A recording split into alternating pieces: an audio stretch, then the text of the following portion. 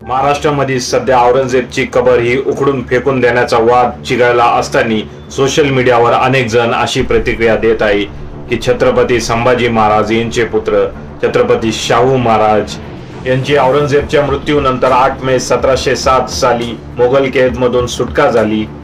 त्यावेळेस ते महाराष्ट्रात आले आणि त्यांनी औरंगजेबची कबर असणाऱ्या खुलताबादला भेट दिली, दर्शन घेतले।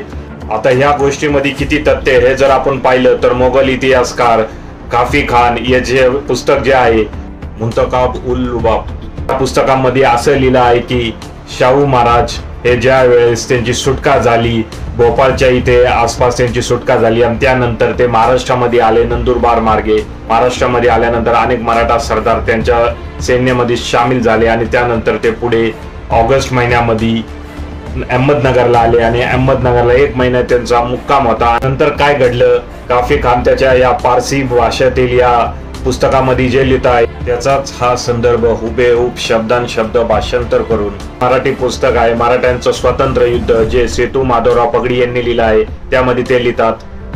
काहींचं म्हणणं असं आहे की औरंगजेबचा मृत्यू ज्या ठिकाणी झाला त्या स्थळाचं त्यांनी दर्शन घेतलं, त्यांनी म्हणजे शाहू छत्रपती यांनी आपल्या देशाकडे जाताना त्यांनी त्या स्थळाचं दर्शन घेऊन बराच दान धर्म केला। फकीरांना त्यांनी जेवू घालून बरेच रक्कम दान धर्म म्हणून दिली। त्यानंतर 20,000ची जय्यत फौज घेऊन ते दौलताबाद जवळ औरंगजेबाची कबर आहे तिथं दर्शन घेण्यास निघाले। त्या स्थळाला आता खुलताबाद म्हणतात। शाहूच्या आघाडीचे पथक औरंगाबाद जवळ पोहोचले। शाहू आणि त्यांच्या बरोबर असलेले त्याचे भाऊ त्यांची लुटालूट करण्यास मुळीच इच्छा नव्हती, पण सैन्यातील लोकांनी औरंगाबादच्या आसपास लुटालूट करण्यास सुरुवात केली। औरंगाबादचे प्रमुख अधिकारी मनसूर खान आणि इतर अधिकारी यांनी शहराचा बंदोबस्त करून प्रतिकाराचे प्रयत्न चालवले। राजा शाहूंनीही आपल्या माणसांना मना केले। नंतर त्यांनी औरंगाबादच्या कबरीचे आणि इतर थोर औलियांच्या कबरीचे दर्शन घेतले। नंतर तो आपल्या देशाकडे रवाना झाला। आता काफी खाननी हे जे वर्णन केलं आहे त्यामध्ये सगळ्यात महत्त्वाचं वाक्य कोणते आहे तर हे आहे की काहींचे म्हणणे असे आहे की याचा अर्थ असा होतो की काफी खानकडे कोणताच सबळ असा पुरावा नाही आहे, परंतु त्यांनी ही माहिती जी लिहिली आहे ते फक्त एक ऐक्यू माहिती जे इकडे तिकडे चर्चा होती त्याच्या आधारे लिहिली आहे। कोणताच असा सबळ त्याच्याकडे पुरावा नाही आहे, फक्त जे अफवा इकडे तिकडे सुटतात त्याच्याच आधारे त्यांनी हा संदर्भ बनवला आहे। आता मित्रांनो, काफी खान कोण होता तर हा एक मोगल लेखक होता, त्याचबरोबर तो मोगलांच्या फौजमध्ये होता।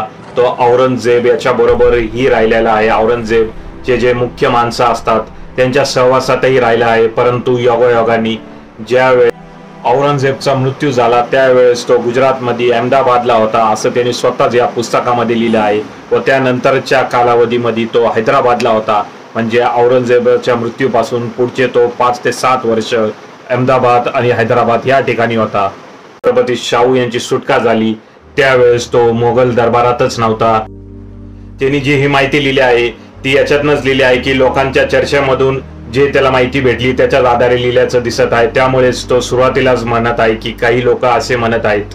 त्यामुळेच छत्रपती शाहू महाराज हे औरंगजेबच्या कबरीचं दर्शन घ्यायला गेले याबाबत काहीच तथ्य नाही आहे। हे फक्त एक तर्क वितर्क लावला आहे काफी खान यांनी, आणि काफी खान सोडला तर इतर कोणत्याच मोगलांचे जे इतिहासकार आहे त्यांनी याच्याबद्दल काहीच लिहिलं नाही।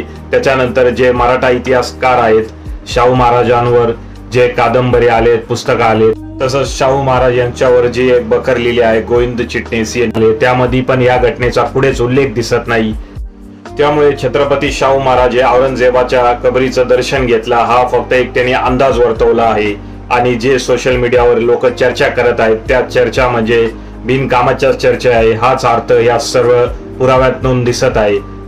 औरंगजेबाचं उदात्तीकरण करणारी जी मंडळी आहेत सोशल मीडियावर असे कमेंट टाकत आहेत की औरंगजेबाची माया आणि शाहू राजेंची भक्ती हे म्हणजे निव्वळ मूर्खपणाचं लक्षण आहे, कारण औरंगजेबांनी कधी छत्रपती शाहू यांच्यावर माया केली नाही। त्यांनी फक्त छत्रपती शाहू हे जे 18 वर्षे नजर कैदमध्ये होते त्यांचा वापर पुढे जाऊन आपल्याला मराठ्यांविरुद्ध मोहरा म्हणून करता येईल, मराठ्यांमध्ये फूट पाडायला आपल्याला छत्रपती शाहू यांचा उपयोग होईल अशी एक त्याची भावना होती। त्यामुळेच जर आपण इतिहासामध्ये पुढे जाऊन पाहिलं तर मध्ये मध्ये या म्हाताऱ्या औरंगजेबाला हुक्की यायची की काफिर बच्चे को मुसलमान बनाव, परंतु त्यावेळेस त्याची मुलगी व त्याचे जे वजीर होते हे मध्ये यायचे। औरंगजेबाचा विरोध करायचे आणि हे प्रकरण त्यामुळे कुठेतरी मागं पडायचं। त्यामुळे औरंगजेबाची खूप माया होती शंभूराजे पुत्र शाहू महाराज यांच्यावर, यामध्ये काहीच तथ्य नाही आहे।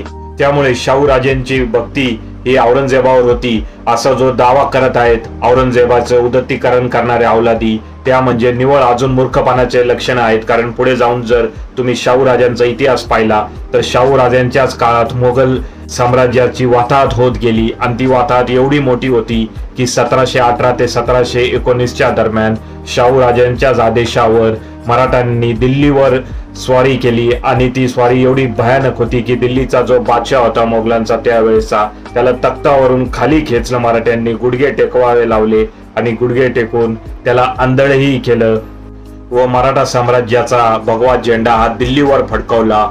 इतिहासातील या सर्व जर घडामोडी पाहिल्या तर यावरनं आपल्याला एक साफ दिसतं की छत्रपती संभाजीराजे यांचे पुत्र छत्रपती शाहू महाराज यांनी औरंगजेबाच्या कबरीचं दर्शन कधीच घेतलं नाही हेच आपल्याला दिसतं। आणि त्याचप्रमाणे औरंगजेबाची त्याच्यावर खूप माया होती आणि छत्रपती शाहू राजेंचीही खूप त्याच्यावर भक्ती होती। हे विधान करणं म्हणजे औरंगजेबाचं उदात्तीकरण करणारेच लोक हे विधान करू शकतात। त्यामुळे अशा लोकांना तुम्ही सोशल मीडियावर तिथल्या तिथंच ठोका, नाहीतर त्यांना जिथं दिसतील तिथं ठोका। काय वाटते तुम्हाला या सर्व इतिहासाबद्दल? कमेंट करा कमेंट बॉक्समध्ये।